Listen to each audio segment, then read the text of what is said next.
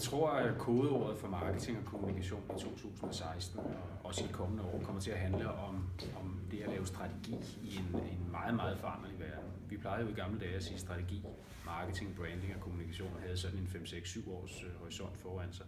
Det nye er, at tingene forandrer sig så hurtigt, at vores data er så komplekse, og øvrigt også, at både medarbejdere og stakeholders, de forventer at blive involveret i det, som virksomhederne gør, at strategiarbejdet undergår nogle enorme forandringer. Jeg tror, det er den helt store forandring i forhold til vores marketing- og kommunikationsarbejde. Det er, hvordan vores strategiarbejde bliver agilt, bliver dynamisk og frem for alt kommer til at involvere interessenter og stakeholders og medarbejdere i langt højere grad end tidligere. Det betyder 2-3 ting konkret, tror jeg, for strategiarbejdet, som vil slå igennem i 2016. For det første, at tidshorisonten bliver kortere.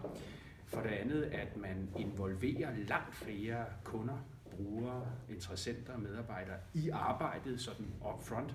Og for det andet, at man laver mere værdistyring, end man laver målstyring. Altså mål kan ikke fastsættes langt ud i fremtiden, og derfor bliver vi nødt til at styre vores virksomheder med værdier snarere end KPI.